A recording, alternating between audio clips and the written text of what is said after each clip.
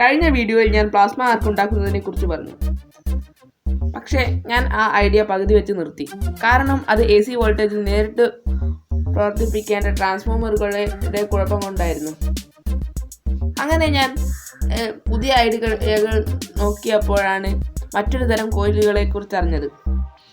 ഈ കോയിലുകൾ Tesla coil എന്നാണ് അറിയപ്പെടുക.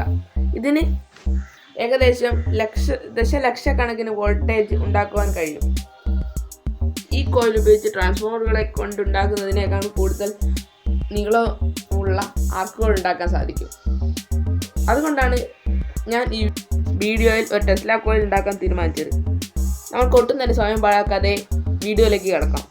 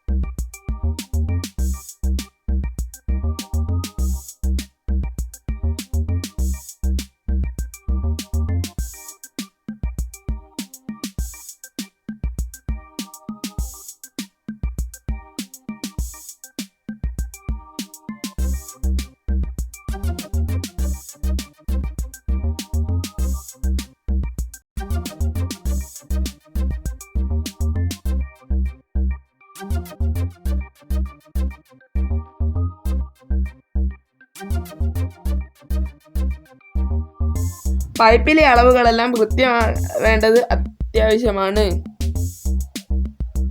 എല്ലാ അളവുകളും അടയാളപ്പെടുത്തിയത് കൃത്യമായി ആണ് എന്ന് തന്നെ നമ്മൾ വീണ്ടും ഉറപ്പുവരുത്തേണ്ടതാണ്.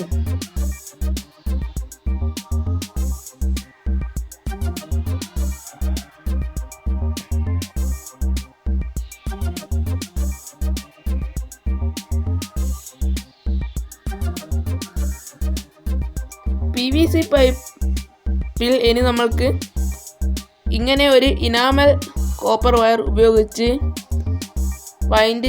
കോയിൽ വൈൻഡ് ചെയ്യാവുന്നതാണ്. ഇത് 0.5 മില്ലിമീറ്റർ കനമുള്ള ഇനാമൽ കോപ്പർ വയറാണ്.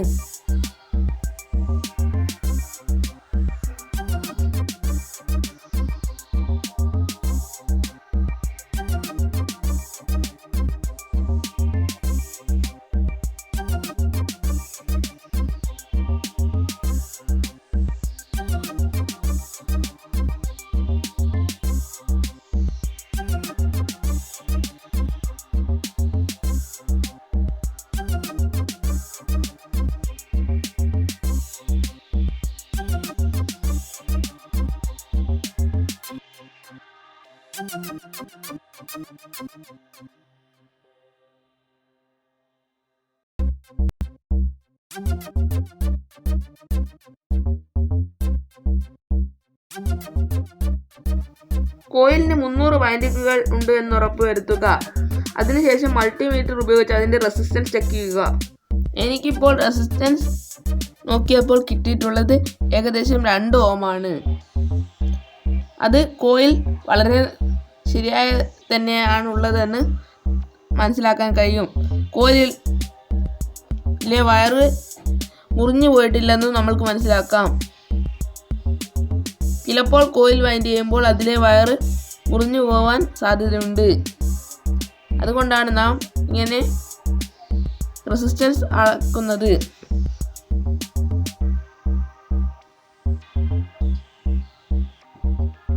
നമ്മൾക്ക് ഇനി ഒരു സിംഗിൾ കോഡ് വയർ ഉപയോഗിച്ച് ഇതിൻ്റെ പ്രൈമറി കോയിൽ ഉണ്ടാക്കാം. ഈ പ്രൈമറി കോയിലിന് 3 വൈൻഡിങ്ങുകൾ മാത്രമേ വേണ്ടൂ. ഇനി നമ്മൾക്ക് 0.22 നാനോ ഫാരഡ് കപ്പാസിറ്റർ ഉപയോഗിച്ച് ഇതിൻ്റെ പ്രൈമറി കോയിലിന് പാരലലായി കൊടുക്കാം. ഇത് ആർക്കുകൾ രൂപപ്പെടുത്താൻ സഹായിക്കുന്നു. ഇനി നമ്മൾക്ക് രണ്ട് അലിഗേറ്റർ ക്ലിപ്പ് വയറുകൾ ആവശ്യമുണ്ട്. അത് പ്രൈമറി കോയിലിൽ കണക്ട് ചെയ്യുക. തുടർന്ന് മൾട്ടിമീറ്ററിൻ്റെ പ്രോബിൽ കൊടുത്ത് റെസിസ്റ്റൻസ് ചെക്ക് ചെയ്യുക.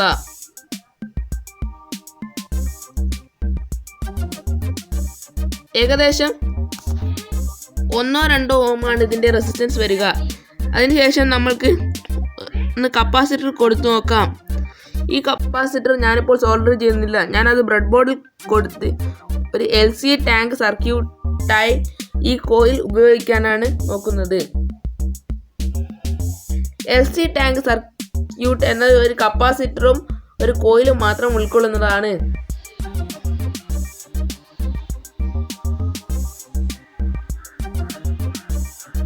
ഇനി നമ്മൾക്ക് അതിലേക്ക് വയറുകൾ കൊടുത്തു നോക്കാം.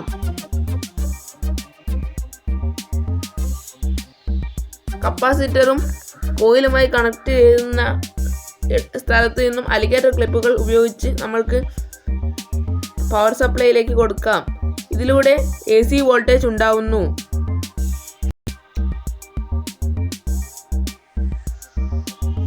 കപ്പാസിറ്റർ ശരിയായ രീതിയിൽ ബ്രെഡ് ബോർഡിൽ ഉറയ്ക്കുന്നതല്ല, പക്ഷെ ഇത് വർക്ക് ചെയ്യും.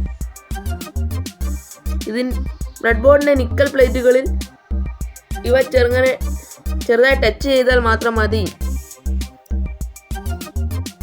അതിനുശേഷം 2 കോണ്ടാക്ട് പോയിന്റുകളും അലിഗേറ്റർ ക്ലിപ്പ് ഉപയോഗിച്ച് കണക്ട് ചെയ്ത് അതിൻ്റെ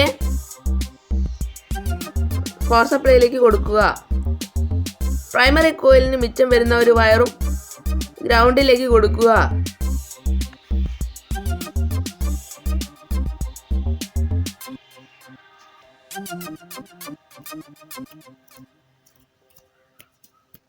നമ്മൾക്കിതൊന്ന് സപ്ലൈയിലേക്ക് കണക്ട് ചെയ്ത് നോക്കാം.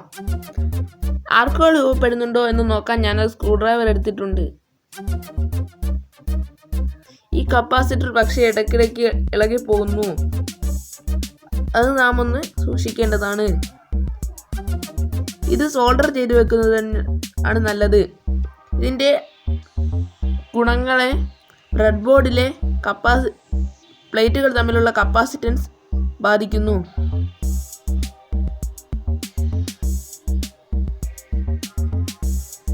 ഈ ടെസ്ല കോയിലിന് നമ്മൾക്ക് ഒരു ടോപ്പ് ലോഡ് കൊടുക്കാം. ഞാനിപ്പോൾ കൊടുക്കുന്ന ഒരു ബൾബിൻ്റെ ഹീറ്റ് സിങ്ക് ആണ്. അതിലേക്ക് വയറുകൾ കൊടുത്താൽ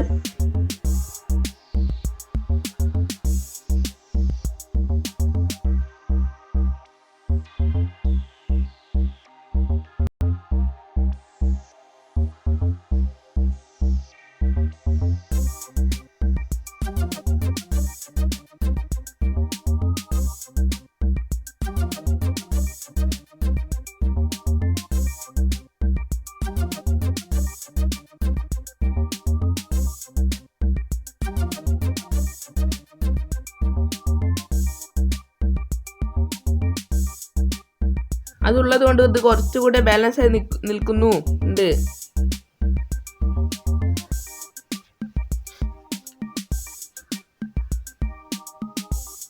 ഇനി നമ്മൾക്ക് ഒന്നുകൂടി ആർക്കുണ്ടോ എന്ന് പരിശോധിക്കാം. പക്ഷെ ഇപ്പോഴും ആർക്കുകളൊന്നും ഉണ്ടാവുന്നില്ല. ഇതിന് കാരണം നമ്മളുടെ ടാങ്ക് സർക്യൂട്ടിലേക്ക് സ്ഥിരമായി വൈദ്യുതി എത്തിക്കാനായി ഒരു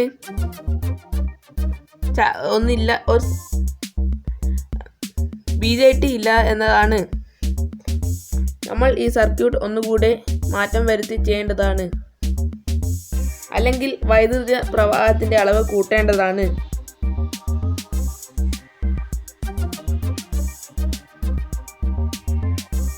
ഇതിൽ ആർക്കുകൾ ഉണ്ടാവാൻ മറ്റെന്തെങ്കിലും സർക്യൂട്ടിന്റെ ആവശ്യമുണ്ട്. വീഡിയോ ഇഷ്ടപ്പെട്ടെങ്കിൽ ലൈക്ക് ചെയ്യുക, ഷെയർ ചെയ്യുക, സബ്സ്ക്രൈബ് ചെയ്യുക.